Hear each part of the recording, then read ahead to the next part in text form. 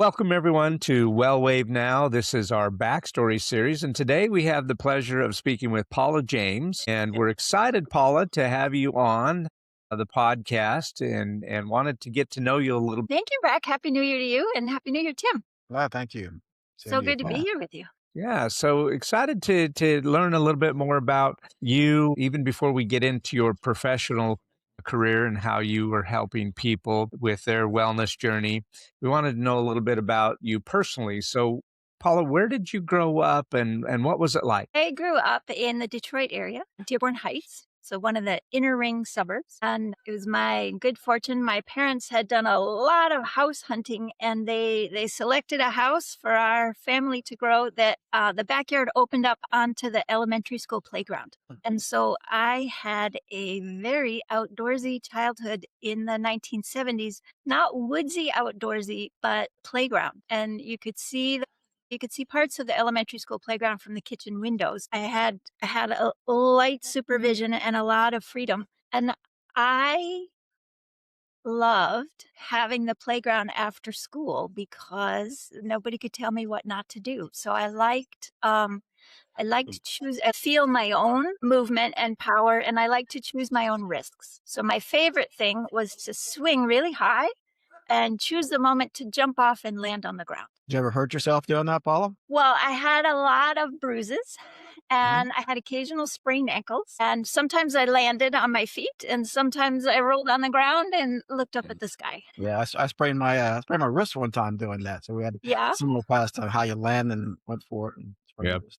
Tuck and roll, tuck and roll. And I tell you that partly because that's sort of the kind of kid that I was enjoying moving and trying things and making my own decisions. And later, when I had choices like in college We'll get to that, Paula. we'll get there. All right, well, we'll harken back to this. So I liked standing up on the teeter-totters and playing with that balance point. I liked running up the slide instead of up the ladder and sliding down. So it was a lot of time of me being able to be outside and make my own experiments, make my own choices, choose my own risks.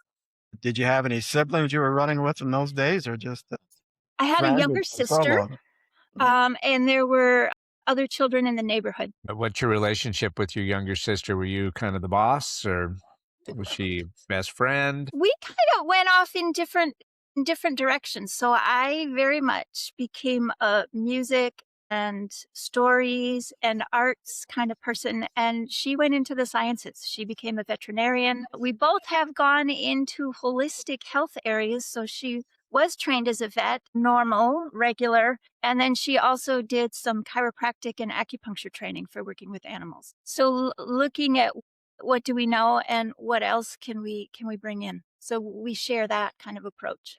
We just came through the holidays here, and I always like to know if there's any specific family traditions that you enjoy and you have adopted and continued on with, from your childhood into your adulthood. So my parents were both the youngest of three. So, and on my mom's side, everybody stayed kind of in the Detroit area. So when my parents still lived there, holidays were really big. We had lots of cousins. And then as the cousins grew up and had families, lots of children coming together. So we had a round of really big family gatherings for the holidays. And my parents have now retired and moved to Florida. So they have golf carts at Christmas now and much, much warmer. And so I tend to go visit them other times of year when it's not, when the airports aren't so congested. So holidays for me, the last few years have been a really nice, quiet time to just sort of rest after the busy year and get rested and ready for the next. All right, so that gets traditions. Then also, now you mentioned earlier you were physically active as a young child in grade school, and then you said you started getting into the arts. So did you continue with any physical activities? Were you into sports, or was it all the music and the? Well, I took classes in ballet and tap as a kid. So there were a lot of years of dance lessons. And then as I got into high school and college, I liked more partner dance, swing dance, waltzes. So again, lots of movement, but moving with other people in a very cooperative, how do we meet and connect, create a shared space and enjoy that together? And I also end of high school and college, took some classes in Tai Chi, and then college started with Aikido, the Japanese martial art. And in my 20s, I continued taking a lot of classes, going to seminars in Aikido. And that was, again, a lot of physical movement and, again, connecting with other people. How do we create a shared space? How do we move that shared space together? How do we negotiate them? Sometimes someone is in control and someone is very much following. Any childhood memories that you really cherish or something that you reflect back on and say, man, that was such a great time? I met someone who's living in Northern California, but as we were talking, realized both of us grew up in the Detroit area, and then actually both of us went to the same school district for elementary school. He moved at fourth grade, and so I've been looking up street names and just kind of remembering what those Detroit suburbs were like in the early 70s. We had a small district, so I had a 2-mile walk home from junior high, and the streets and the things that I walked past and how different those neighborhoods are now. So there was some concern about childhood safety then, but it wasn't as tightly supervised a childhood as lots of kids have now. I think I had a little more agency to move around in the world and a little more responsibility to get myself places with my own 2 feet, not just a phone call and arranging rides. So what you cherish is the freedom of movement you had around the The town. freedom And of movement, and there's a different sense of agency in I'm here because I got myself here, right? Like I walked every step of the way and I made choices. Do I want to turn left at this street or go further and turn and get over? So I had some choices about how I got places, and I had the responsibility to make each step to get there. Okay. And that's kind of like the playground, right? I chose my risks and I chose how and when, and then I pumped the swing to get there. So on the playground and negotiating life and getting to where you want to get to, who do you think has been most influential in your life? I got started playing folk music, traditional fiddle tunes, when I was in junior high school. And going to folk music festivals, being around that community of people was so warm and welcoming, and people coming together out of a shared interest that later, when I chose to do big pattern interrupts and go different places in the world, that's what I expected. I'm going to go and meet more great people and we will enjoy doing things together. So I didn't have a know what will happen. I had oh, well, who could I meet? And there have been some individual teachers and mentors that have meant a lot to me, but I think really a very formative thing was having that, right? As I kind of was exiting childhood and moving into adulthood, was this sense that there are communities of people that come together around shared interests. And it doesn't so much matter what you do for a living or where you come from. It's how do you show up in that shared space? What skills do you bring? How generous are you with other people? Very good. Well, let's fast forward into your wellness work that you do today, and what really is the essence of that work, and what do you personally get out of it? What I get out of it is that same thing that I've loved all the way through, that connecting with other people. Let's create a shared space, whether it's in a group class or a one-on-one session, and what can we do together? I got into the movement work because of a minor vehicle accident that left me with 10 years of low back and neck pain. So I know how chronic pain isn't just, oh, and then I also have back pain. It kind of flavors or colors everything that happens in your days, right? How much energy do you have? How much patience do you have? When you look at opportunities, do they seem possible for you? Does it seem like it's going to be too much? So, what I'm really excited about when I'm working with class participants, when I'm creating programs for people to work with at their own pace, is how can I meet them where they are and then help them have the capacity to do things that they want to do and to do them more easily, to do them more comfortably, so that we open up their lives so that maybe they don't want to jump off the swing, but that they can get up out of a chair on their own and make their own choices. So, explain more to our audience what you do professionally today. So I'm a movement specialist, and I teach in-person classes, and I have created online packages and digital packages, and I teach online workshops and courses, and I help people become a little bit more comfortable in their own skin, a little more able to do things they want to do. Sometimes there's stretching and strengthening involved. A lot more often, there is improving communication, coordination between the brain and the muscles, clarifying their idea of a gesture, how they do something. So, yesterday I had a chair yoga class in person, and a new student came who is 89 years old. And she's having trouble now standing up from a chair.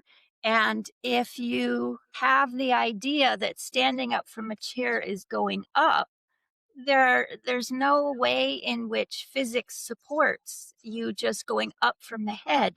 You need to actually take the head forward so that you start to shift your weight over your feet. And so she was trying to use her hands on the arms of the chair to go straight up. But we just took a couple of minutes to look at, well, what if you lean forward and bring your weight onto your feet and then use your leg strength to push up? And so then she had a much easier time getting up. That translates into all sorts of things during the day. And so for someone to come in with something that is a challenge like that and to leave with something that's that basic, that's going to be much easier for them day to day. She came with a daughter and with a paid care staff helper, and they both saw, oh, that's how we can help her up. Because at 89, her skin is kind of paper thin. Bruising is very easy. If they grab hold of her and hoist her up, she can have trouble from that for days to come. But if they just gently guide her forward and up, it's easier on them. They're less likely to get injured. She will have more sense of agency, and I can do things. So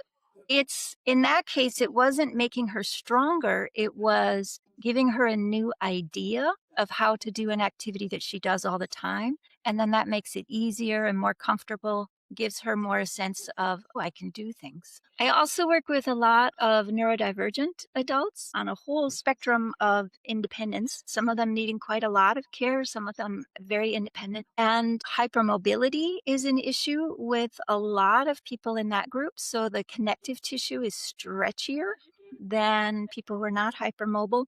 And so helping them with, again, clarifying alignment and gestures so they're less likely to dislocate a joint and injure themselves. They're already doing a lot of work with their muscles. So how do we get them some more support from the furniture so they're not working so hard all the time? And just body awareness. How long are your arms? Where are all your body parts in relation to each other? We don't have a very physically active society.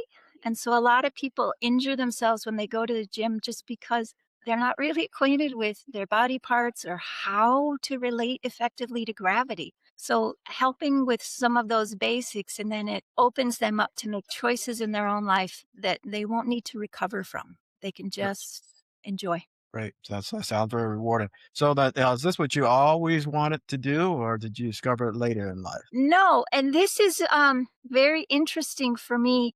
I was not on track to do this. I was a literature major. I was performing musician. I was traveling. I was studying foreign languages. I wasn't thinking about being a movement teacher at all. For a little while, I was a high school English teacher, but being in pain for 10, I tried hiring other people to fix me, right? Doctors and the rounds of the professionals.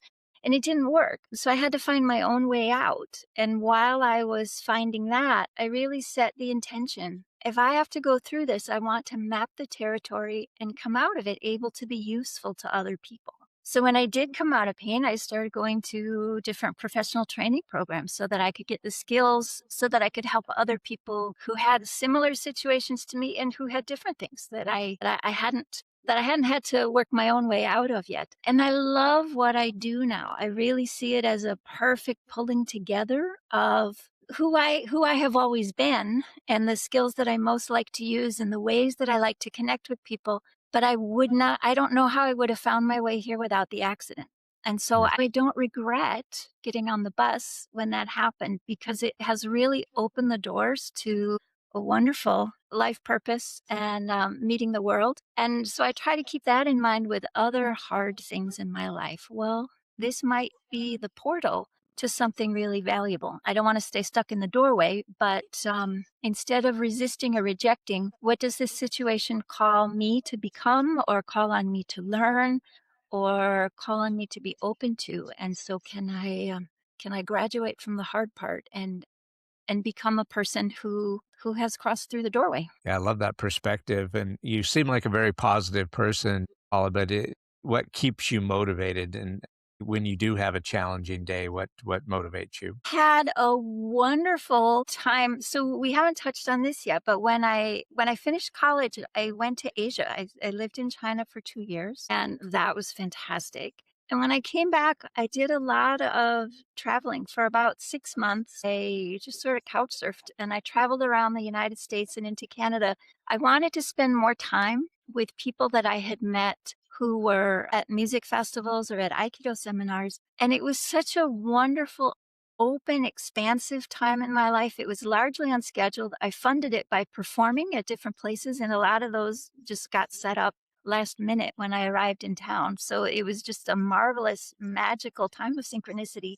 And that fuels me a lot. When I'm in a hard place, it's that sort of my compass. Well, okay, this is challenging now, but that is the quality of life that I'm aiming for. That being the right person in the right place at the right time, connecting with the other people who are around me. And so if you think about like old style radio, I'm trying to tune my dial so I can get back to that frequency. Okay. Excellent. So when you get back to that frequency, do you have any dream goals that you want to take that frequency to? Any dream goals or projects you're working on? Really enjoyed my time in Asia, and I really enjoy speaking Mandarin, hearing it, interacting with other people. During the pandemic, I was working online with another woman. We were from Taiwan. We were translating some movement teaching notes. And I mentioned to her that I do a lot of work here with older women who are uncomfortable as they age, especially because they've put other people first for a long time, children, spouse, work. And she said, oh, that's a huge problem over here because there's even more pressure on women to do things for other people. And most Westerners aren't willing to come. And I thought, I really am hoping that I have a next chapter where I get to go back. I've been staying current with Chinese. I've started learning a little bit of Korean, and there also are people. So what I realized as well during the pandemic, being online, more interacting with people, is that I have a very ADHD mind, and I have been learning and connecting a lot more with other neurodivergent teachers and coaches and people. And there are a lot of folks that are beginning to wake up around how can you support folks with ADHD or autism or dyslexia in Asian countries too. So I've been connecting with some of those folks on LinkedIn. So the possibility of being able to go back over and this time having skills around movement, around neurodivergence, and to connect with people and share around that would be my dream next chapter. For me to have that range and capacity to connect around the world with the skills and information I've been gathering the last 20 years. Excellent. That sounds exciting. So, Paula, we want to learn some fun facts about you. This is just rapid fire, so just first thing that comes Okay. to mind. Are you more of an early bird or a night owl? Both, and then take naps. Okay. Do you prefer the mountains or the beach? The mountains. Okay. And do you prefer coffee, tea, or something else? Something else. Okay. And do you care to share, or is that personal to you? I just do a lot with plain water or with herbal infusions that are let to sit all night. Okay. Excellent. Excellent. Well, Paula, we thank you for sharing more of your life with us, and we are excited about having you on the WellWave Now show, and so looking forward to that interview that's coming up. So thank you so much for being our guest today, and for all of our listeners, until next time, stay curious, stay empowered, and remember, wellness, it's in you.